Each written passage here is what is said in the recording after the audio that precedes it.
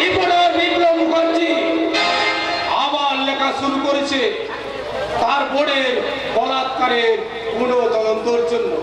তবে কি রিপোর্টার বিপ্লব মুখার্জি জেনে ফেলেছে সেদিনের ভয়ঙ্কর খলনায়ক এই ভুজঙ্গ নায়ক। এই খবরটা কিছুতে লিক হতে দেওয়া যাবে না, সামনে ইলেকশন। এই সময় যদি খবরটা সামনে আসে পার্টি আমাকে সাসপেন্ড করবে। যেমন করে হোক রিপোর্টারের পতন বন্ধ করতে হবে।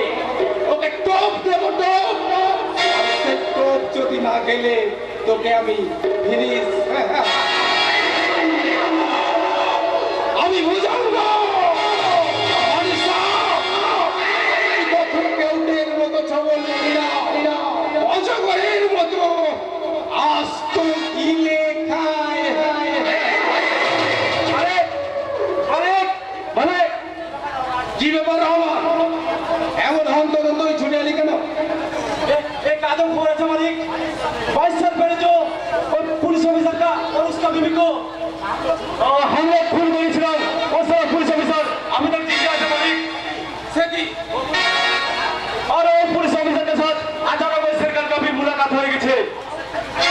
सरकार यदि उसको असली परिचय जानते पारे तो हम दोनों सामने के रहमान शेर खान साथ ऑफिसर मुलाकात होले आवादेर बाकी আসে যায়। আর शेर खान সাথে ওর সম্পর্ক বাকি পুত্রা মালিক ও সুন্দর সত্যি করে বলো আমার কে ওই शेर खान? शेर खान तो अपना बेटा আছে মালিক। একটা কথা নিশ্চয় সেই পুলিশ অফিসার शेर खान সাথে কোনো গোপন রহস্যময় সম্পর্ক আছে। আর তার সাথে মুলাকাত হয় তুই এমন আতঙ্কিত হয়ে ছুটে এলি কেন?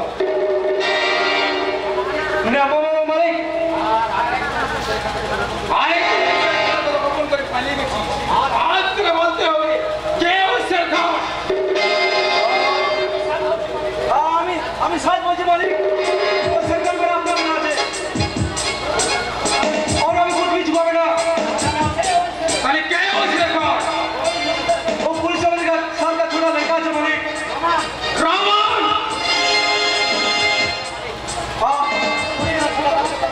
उस दिन छोटा बच्चा को भी खत्म कर दिया मालिक। अपना बेटा का परिचय दिए ओके कॉल पुलिस कर गए আমি सरकार मारिছি मालिक। कहीं मत चुके अभी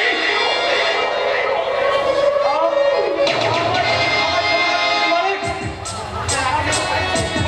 मुझे आखिरी मौका दीजिए मालिक। जो काम मुझे 22 साल पहले करना था वो काम मुझे आज कर दीजिए मालिक। বেশ তোমার রহমান তবে তাই হোক। ঐশ্বর্য বাচ্চা শেষ খান সাথে ওর আসল মালটাকে শেষ করে দিবি। কাজে একজন যদি থাকে আমাদের দুজনের বিপদ পারবে। আমার সুন্দর মালিক আল্লাহ কসম ওই বাপ বেটা তোমাকে আমি বিলকুল খতম করে দিবে। হ্যাঁ বিলকুল খতম। ওই রাষ্ট্রীয় রহমানটা আবার একটা টেনশন ও দুধ কলা দিয়ে ওই যে কাল সাপ পুষেছি সেই কাল সাপ আমার বুকে ছবল মারবে না তো?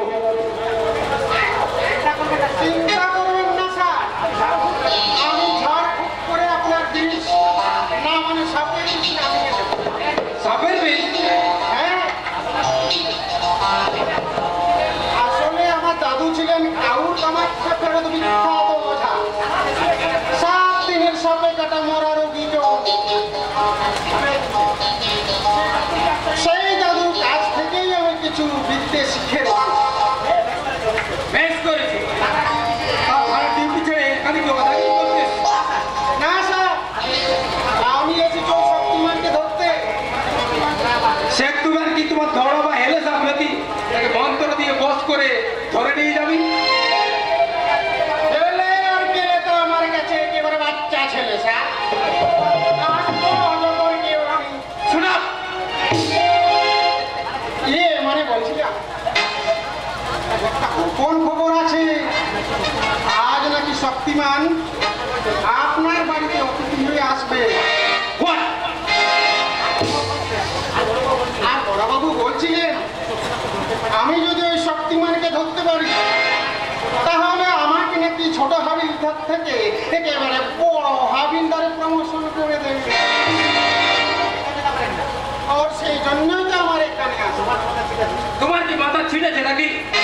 যার নাম শুনলে তোমার বড়বাবু থরথর করে কাঁপে, আর তাকে তুমি ধরতে এসছো? হ্যাঁ, আর কখন খবর তোমরা যেটা এনেছো সেটা সম্পূর্ণ ভুল খবর, শক্তিমান নয়। আর বিদেশ থেকে আমার বাড়িতে আসতে আমার এই বিজনেস পার্টনার মিস্টার মাইকেল,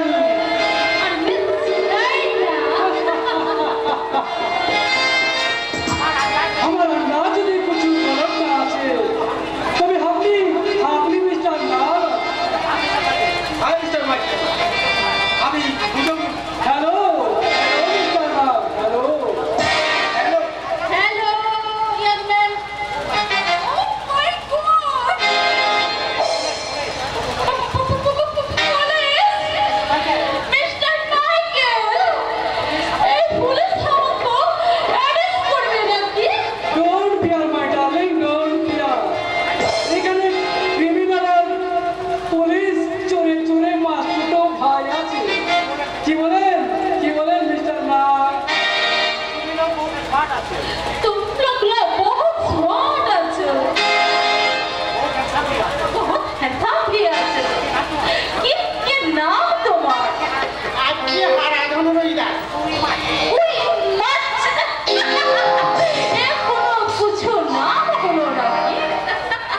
আরে না না, রুই মাছ নয়, রুই তার।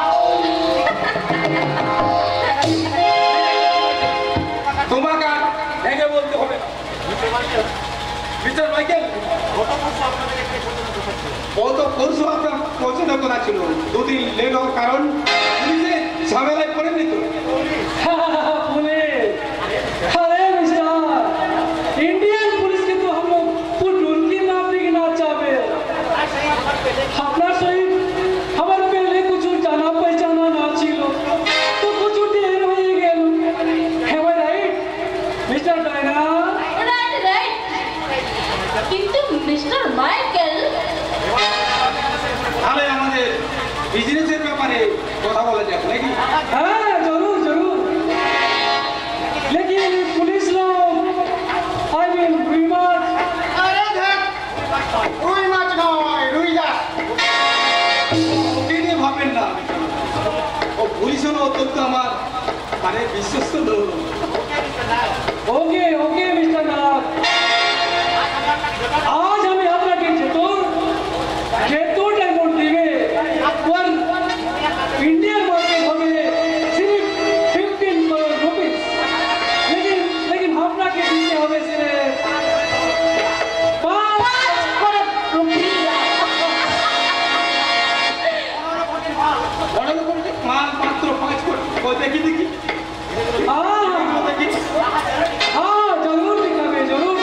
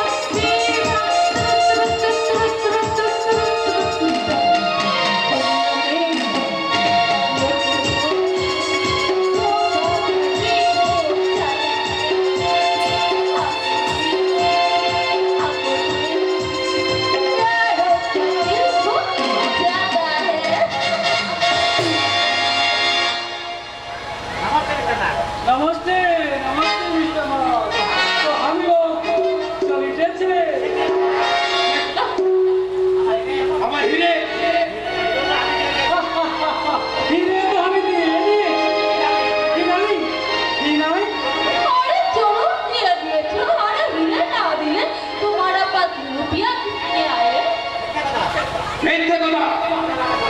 আপনারা আমাকে ঠকাতে চাইছেন। ওই হিরে দিন, নইলে টাকা ফেরত দিন। আরে মিস্টার হীরা না লইয়া আপনি এসে রুপিয়া দিয়ে দিল কাজল কিবা কেমন যাইব খবরদার! এক পায়ে বলে তোমাদের আমি ওকে রে হাত দিয়ে কোনো লাভ হবে না বুঝো না কারণ তোমার পিস্তল এখন আমার হাতে আসো ওরে বাবা! ওরে বাবা!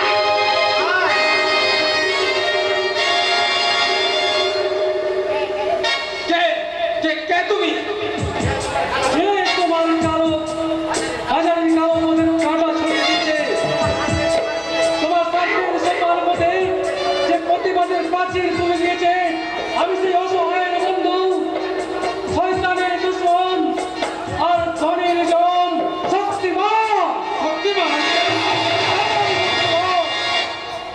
আর আমি হচ্ছি সেই লাঞ্ছিতা ফুলবালি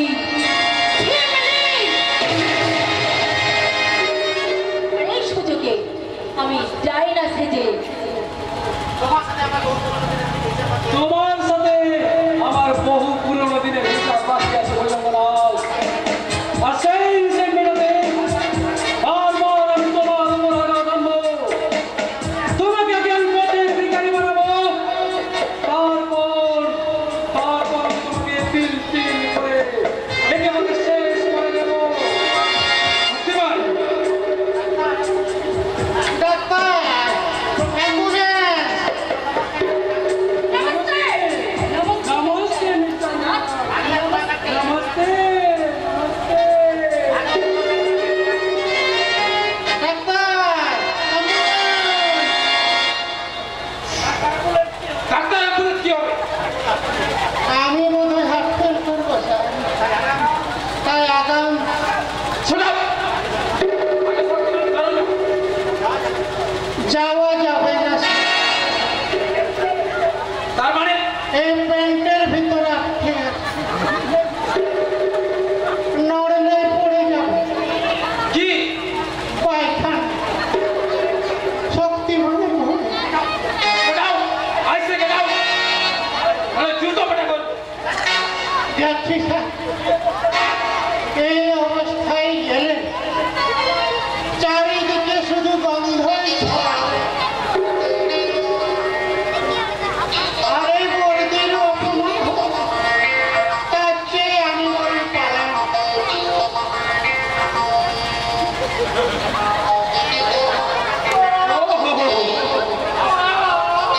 শক্তিমান যে আমাকে এবার ঠকিয়ে যাবে আমি স্বপ্নেও ভাবতে পারি না। এখন আমি কি করি? গলায় ধরে দাও না হলে বিষ খাও না হলে পুকুরে ডুবে মরবে চলে এসো চলো এ তুই কি বলছিস সেটা? তাছাড়া কি বলবো ঝড়টা যেভাবে আমাদের বংশের কালি মাখালো তাতে আমাদের মরা ছাড়া তার কোনো উপায় নেই কি করেছে কাঞ্চন? কি আবার করবে একটা ইডিয়েটের মতো ওই বিক্রম মুখার্জির বোন স্বর্ণালীকে বিয়ে করে এনেছে কাঞ্চন না জানিয়ে বিয়ে? বিয়ে তো আবার কি বিয়ে করে এনেছে বিয়ে আমাকে জানানোর মতো সময় বা পরিস্থিতি কোনোটাই ছিল না তাই বাধ্য হয়ে তোমাকে না জানিয়ে আমি বেশ করেছিস কিন্তু একটা কথা জেনে রাখ এই নোংরা মেয়েটা আমাদের বাড়ির বউ হওয়ার কোনো মর্যাদায় রাখে না তাই বলছি এই বউটাকে নিয়ে এবার থেকে বেরিয়ে যাও আরে এই বলে এটা তুই কি বলছিস? কাঞ্চন আমাদের না জানিয়ে বিয়ে করেছে, হয়তো অন্যায় করেছে, কিন্তু একটা ধর্ষিতা মেয়ে এই সমাজে তাকে অছুত পবিত্র বলে দূরে সরিয়ে রাখতো, তাকে কাঞ্চন বিয়ে করে মানবতার পরিচয় দিয়েছে। তাকে ভাই বলে ভাবতে না আমার ভীষণ গর্ব হচ্ছে। তুমি আমাদের মেনে নেবে দাদা আরে মেনে নেবো এই তো কি বলছিলে ওই আনন্দে আমি অপমান করে নেবো। না দাদা এই মেয়েটা যদি এই বাড়িতে থাকে তাহলে কিন্তু আমি এই বাড়ি ছেড়ে চলে যাব আমি যেটা বলছি তুই সাইড দিয়ে যা। যা বিয়েতে তুই আনন্দ করতে পারিস না, খুব কষ্ট হচ্ছে তাই না? সব ব্যবস্থা করে রেখেছি। একটা নতুন জ্ঞানী শুরু করেছে, যা বলছি ঠিক আছে দাদা, তুমি যখন বলছো তখন আমি না হয় এই মেয়েটাকে বৌদি বলে মেনে নিলাম। হ্যাঁ গো বৌদি, এত লজ্জা করছো কেন? আরে বাবা, গুরুজনদেরকে প্রণাম করো। আরে থাক বোন থাক, প্রণাম করতে হবে না। কি গো? তুমি কোথায় নিয়ে এলে? না, না, আমি এখানে থাকতে পারবো না। আমি এখানে থাকতে পারবো না। কিছুতেই না। সোনালি, সোনালি, সোনালি, কথা বলো সোনালি, সোনালি, এই কি? সোনালি যে উৎপাদন করেছে। তোর বইকে মেঘে রোগ আছে নাকি রে ছোটা? না, সোনালি, সোনালি, কথা বলো সোনালি, একটিবার চোখ মেলে দেখো সোনালি, সোনালি, সোনালি।